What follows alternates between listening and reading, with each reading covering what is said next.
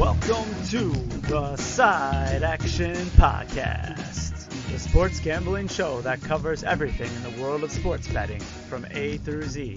We'll cover the four major sports, as well as anything and everything in between worth some action, and will increase the size of your bankroll. And here we go. All right, welcome to the Side Action, episode 21 of season 5. My name is Jim Weglars, a.k.a. Wegs. You can follow me at Wegspool on Twitter and on Instagram. And I'm Steve Roberts, a.k.a. Action. You can follow me on Twitter at 31sroberts. Follow the podcast at Side Action Pod on Twitter, at Side Action Podcast on Instagram. So, Hawaii 5-0 over here. You hit the islands, enjoyed yourself quite a bit over there, didn't you? Yeah, we had a great time. Just a single island. We spent our whole time on Kauai. But we did go all sides of the island. We hit all the different climates, as you know. And we had a really enjoyable time. Lots of activities, hiking, surfing, golf, everything you can do. We did. Swimming, yeah. you guys were out there for like 10 days? Yeah, 9 days, I think, in the end, with some travel on each end. So yeah. It was a good time. I was ready to come back at one point, but then, of course, we landed and it was like 30 degrees, and I was ready to immediately go back to Hawaii. Yeah. Ashton's going to figure out a way to live there permanently. He's just got to win more money. More money, Ashton. It would be tough, though. It's hard to be a sports fan there with the time change, and even tougher to be a gambler because there's like no idea. I mean, it's just offshore books there. So I think I read that Hawaii and Utah are the two states where gambling is actually prohibited in their state constitution. So there you go. That's going to be tough to reverse, but you could do it, actually. You could do it. That's great. How was your trip? Florida was great. The Chicago takeover of Gulfport was complete. I didn't count how many people. I think there were 50-ish people. Wow. In our group. We had a bunch of Airbnbs. There were some guys that go down there kind of separate from us, but they knew we were going down, so they went down there too. They have a couple buddies that moved down there some years ago. So tons of volleyball.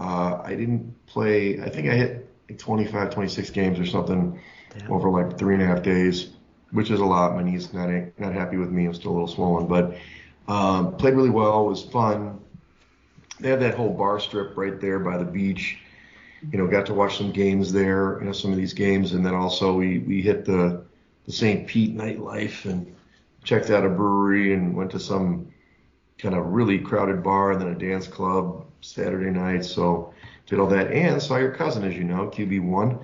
Checked out the farm and the I don't know what they call it. I call it the finca. It's a farm in Spanish. It's like you got the horses and the pool, and there's a pond and these stocks with fish. I mean, the kids are in heaven. It's kind of an idyllic place.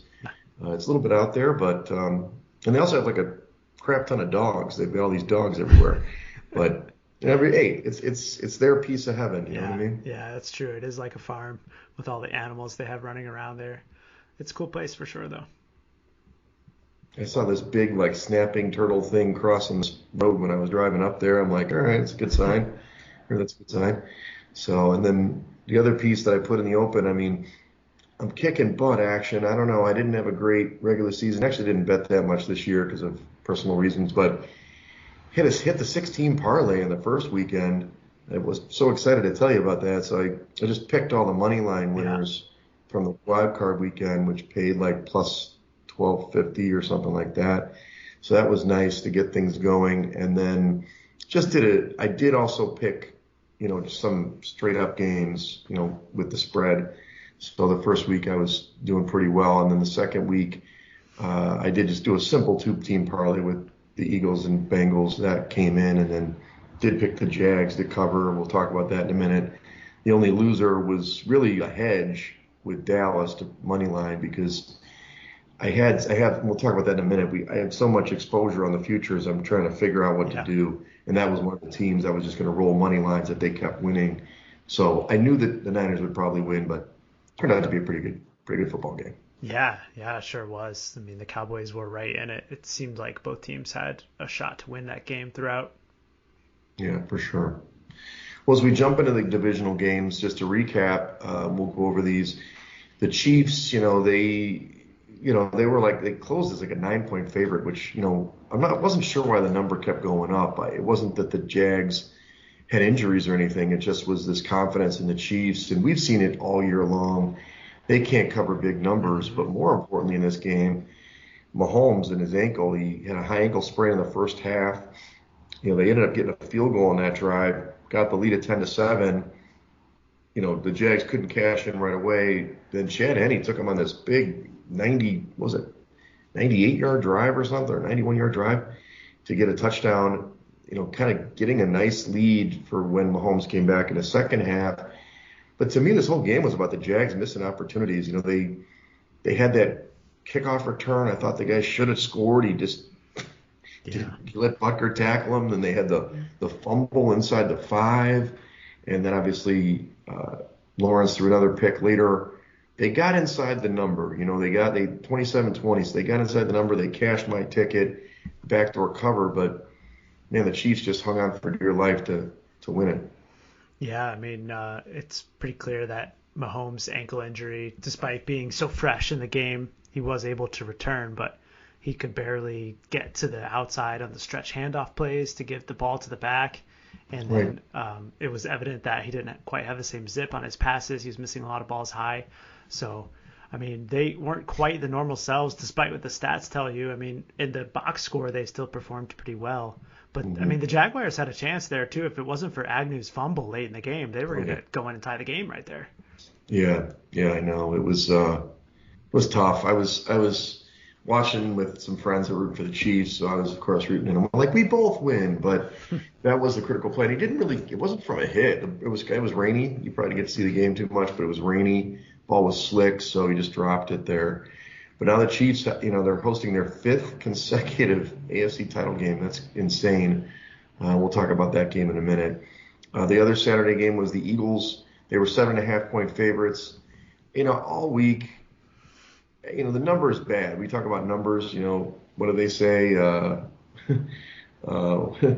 Squares bet teams, sharps bet numbers. I think that's the phraseology. True. The public, that's the teams.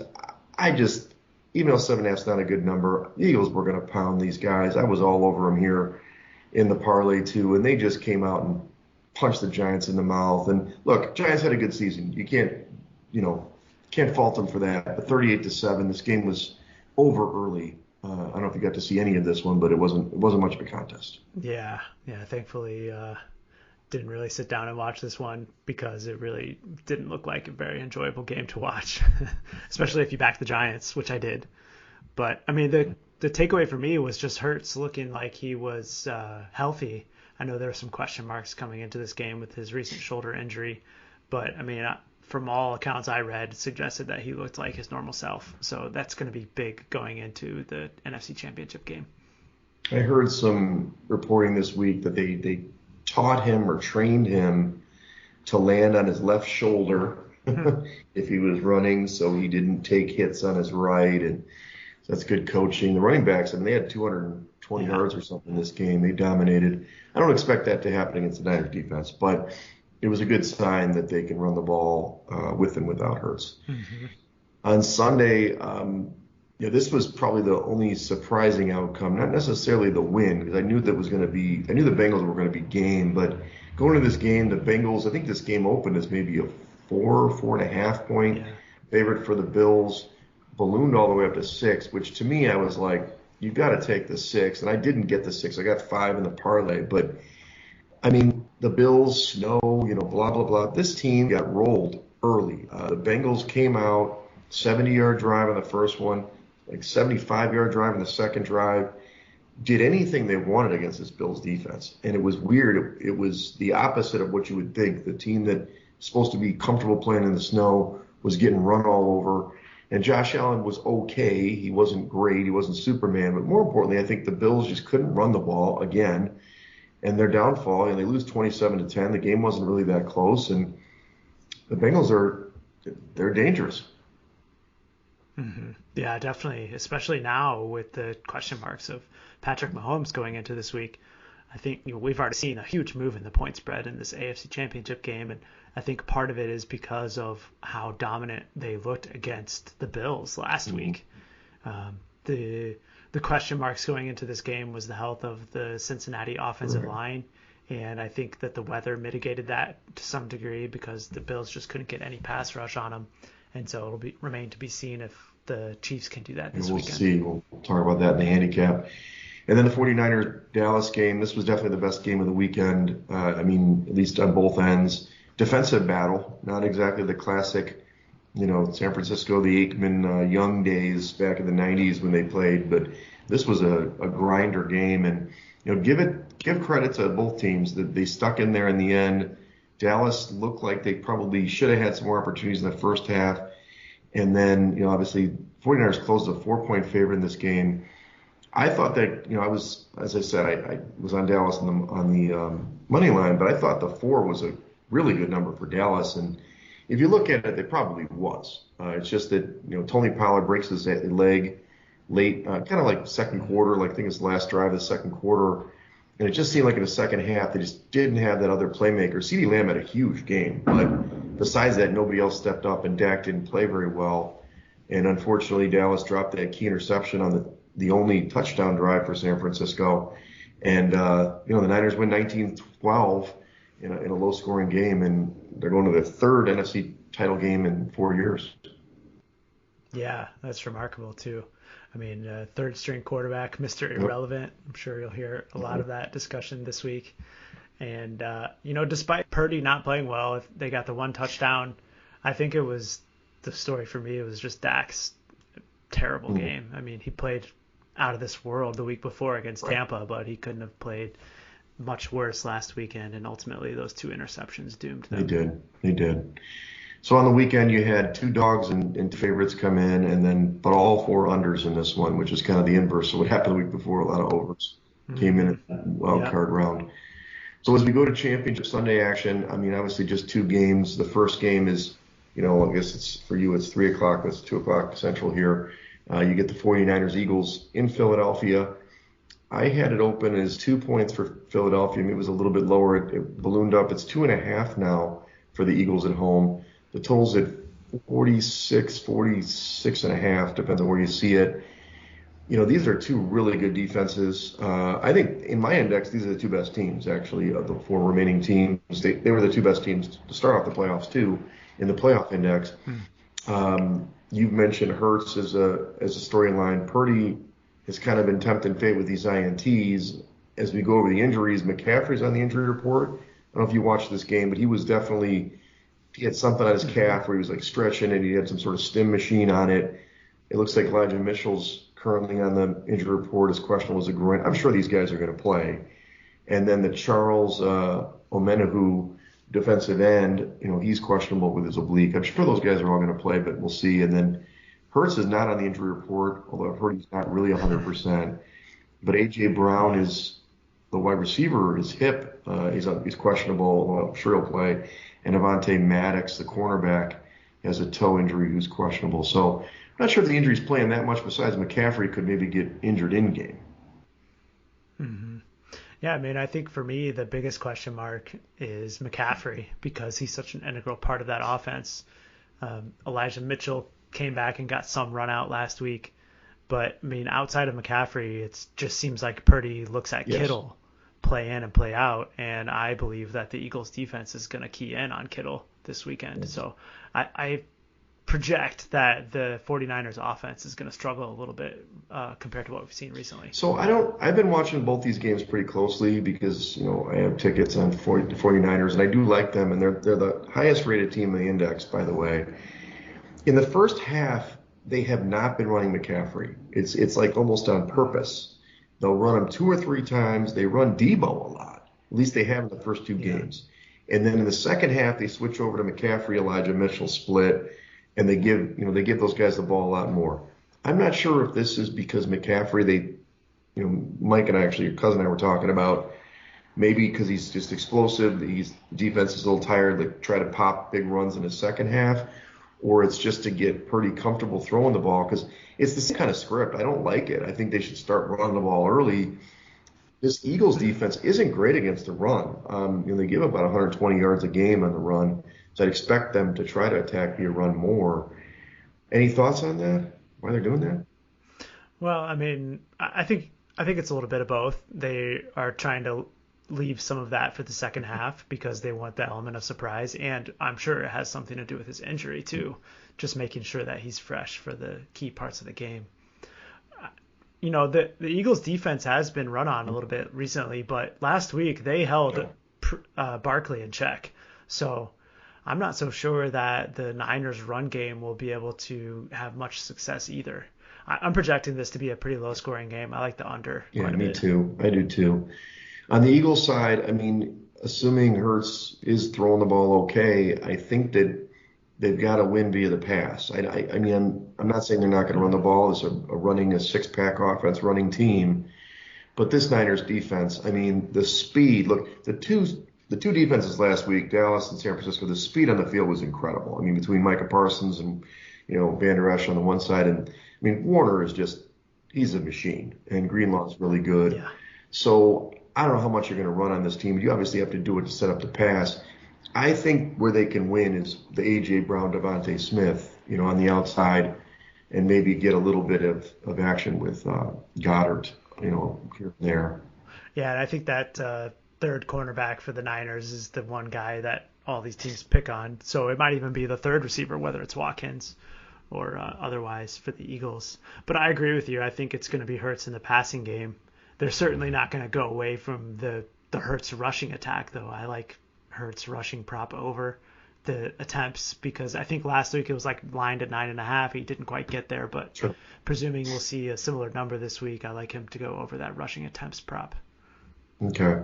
So for the game, I mean, I wrote in my article that I do think the Eagles are going to win the game, but 2.5, I don't know. I do think Purdy comes back to earth. I think this is the game he throws a pick, maybe a pick six. He's gonna screw up in this game. It's just a matter of time. The 2.5 does seem like a lot for me. Would you take the points or lay the points in this one?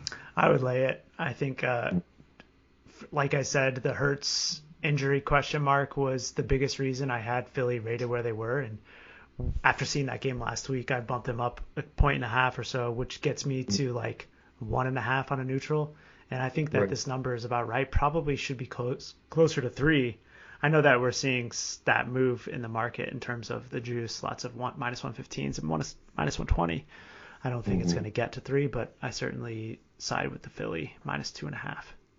Yeah, I was hoping. I knew it wasn't going to get to 3, obviously. But I was hoping with this injury news, maybe I could grab a 3 with San Francisco. And probably am.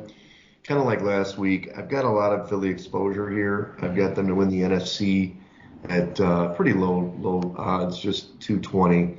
Nice. And then obviously win the Super Bowl at 5.5. I do have the Niners win the Super Bowl at 6-6, so I can win either way. But I think I'm still gonna probably just take the points with the 49ers in this one, just to kind of hedge a little bit. But I do think the Eagles win this game, and 2.5 is not hard to cover. Both kickers are pretty good, unlike last week, the Maher and his struggles.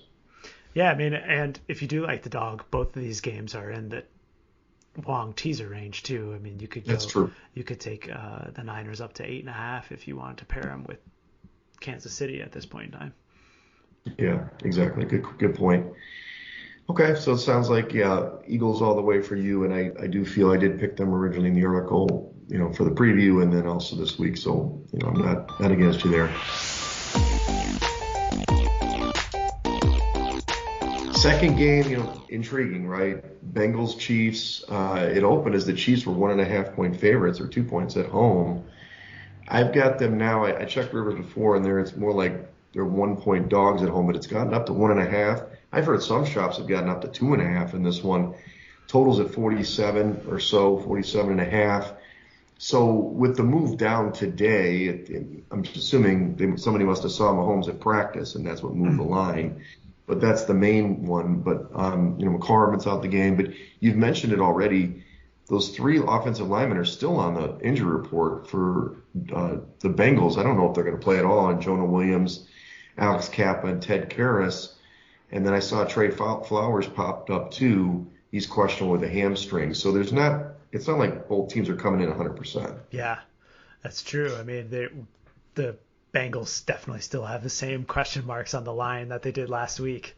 So that's not going away. Although I did hear a report that these backups, quote, that they're rolling with this year is the same line that got them to the Super Bowl last year. So sure. they're not without experience at this level of the league. So, I mean, this is a really tough handicap just because of the Mahomes question marks. I saw on the local news here just before we jumped on that there was video of Mahomes at practice today, and he was just like walking and stretching. So according to them, that's a full practice. But I just don't see how there's any way that Mahomes is going to be anywhere close to 100%, and that was the main reason for this line move. They did get up to 2.5, and I think there was a release yesterday afternoon by Adam Chernoff and his new company on the Chiefs, and that's what immediately moved it back to 1 late yesterday. So here's the thing.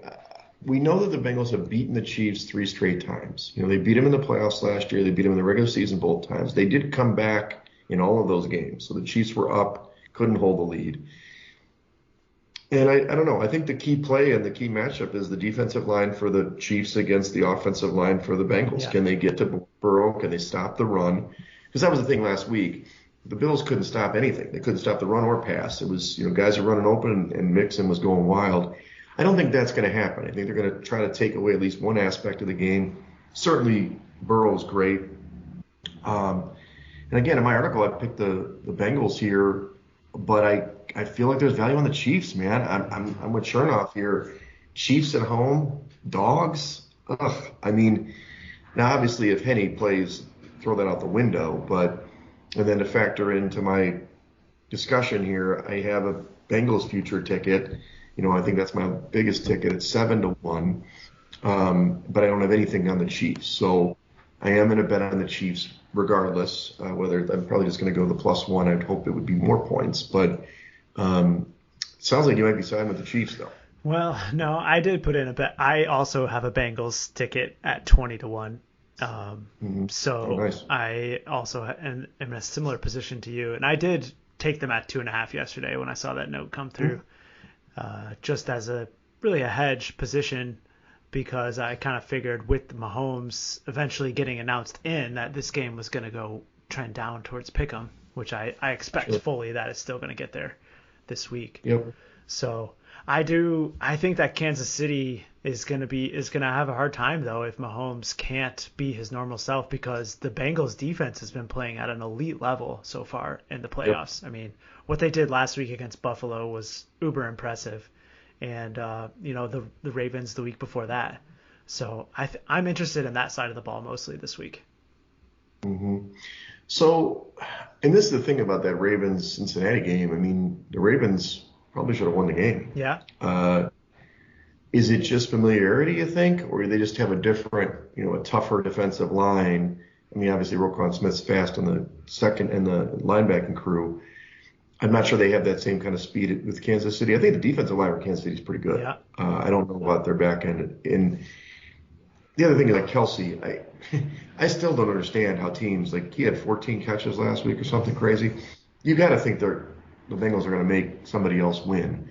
I just think it's Pacheco. Can he run the ball against this Bengals front? And like you said, they stopped the Bills, but maybe the Chiefs have a little bit better offensive line. Yeah, that's true. I mean, Cincinnati run defense is 11th ranked, and that's top third. Pacheco has been looking very good lately, though, so that's going to be an interesting matchup to watch. They're certainly going to have to rely on him a little bit more this week, I think. The question, though, is are they going to change up the game plan? I mean, surely they're not going to try to let him do those stretch run plays all game. I mean, they're going to be running out of shotgun, which should change things a little bit, too.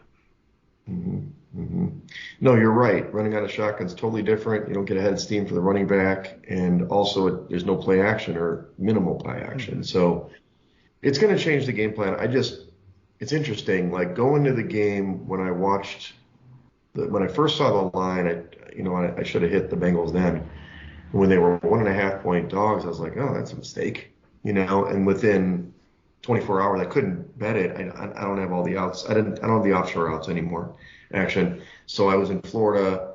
Oh, yeah. I had to wait till I flew back. By the time I hit touch ground at 2 o'clock, it was already Bengals -1, -1.5. So the game flipped on me. So now I don't really know what to do per se besides protect my futures position, Yeah. whatever. So, but Any anyway, opinions on the total for you? I think it's going to go over the total. I really do. I mean, it already moved to 47.5. Yeah. I'm assuming there's, like you said, that one video, Secruder video or whatever, the Bigfoot video of, Mahomes walking on the field that moved the line already, the total up to 47.5.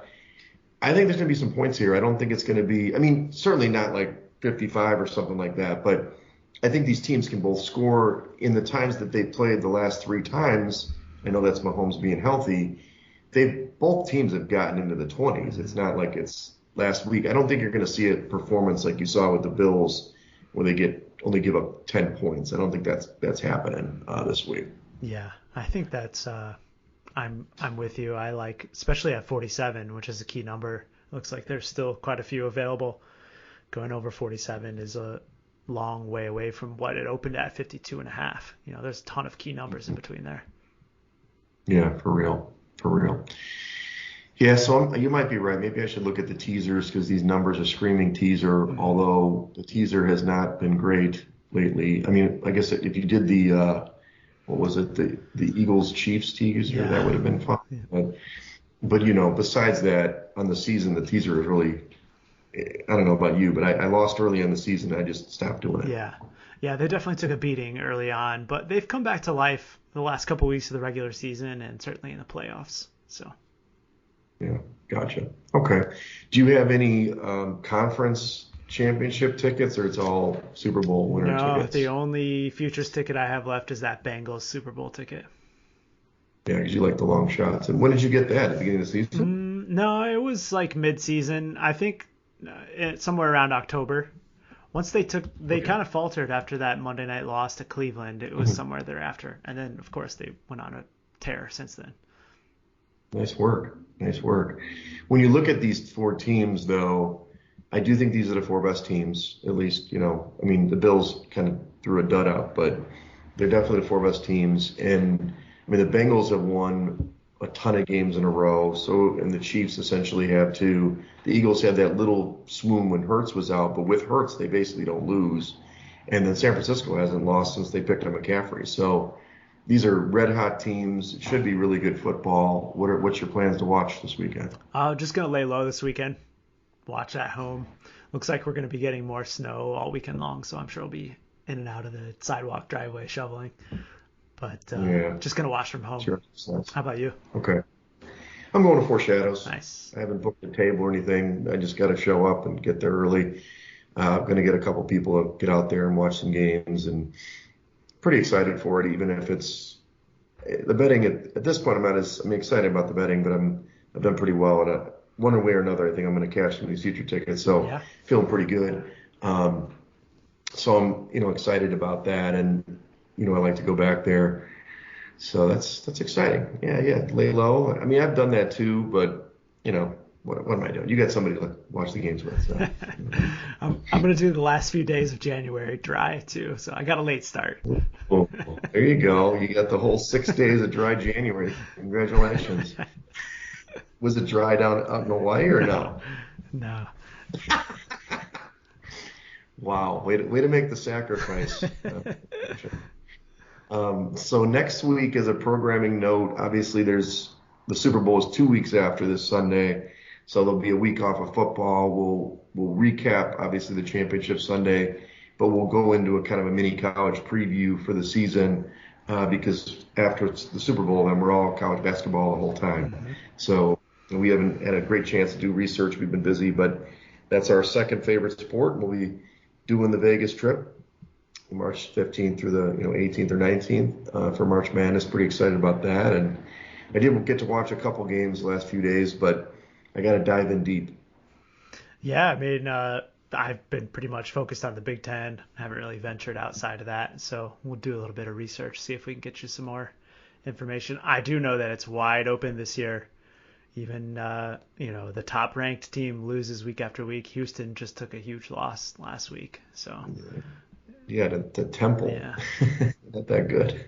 And your team, I mean, your guy, Edie's, he's up for Player of the Year and all that business, but they're still susceptible and they don't play defense. I don't know. You got to talk to them, actually. Maybe they'll play a little D once in a while. Surprisingly, top 20 in Ken Palm defense this year. So maybe we can finally break the Purdue curse. We'll see. We'll see. All right, buddy. Well, enjoy the weekend, everybody. So follow us at Side Action Pod on Twitter, at Side Action Podcast on Instagram, and follow me at Wegspool on Twitter and on Instagram. And follow me on Twitter at 31S Roberts. All right. Enjoy Champ Sunday, everybody. That's a wrap for this episode of the Side Action Podcast. We appreciate all of your listens and thank you for joining us. We'll see you all again next week on Thursday for some more hot picks and side action.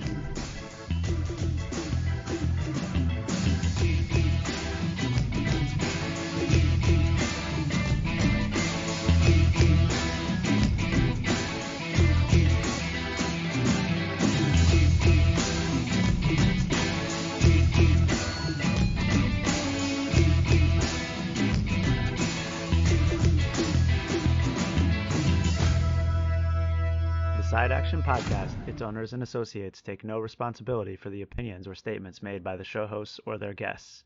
Statements or show topics are not necessarily the beliefs of this podcast, and opinions between talk show hosts may conflict. Individuals following the advice given on the podcast accept their own risk of losses from wagers made. As the Side Action Podcast, its owners, hosts, associates, or guests will not guarantee any advice given. The opinions and advice given on the Side Action Podcast is for entertainment purposes only. Gambling problem? Call 1-800-GAMBLER. Intro and outro and transition music credits. Song titles Jerry 5 and District 4 by Kevin MacLeod at incompetech.org. License under Creative Commons Attribution 3.0. creativecommons.org/licenses/by 3.0.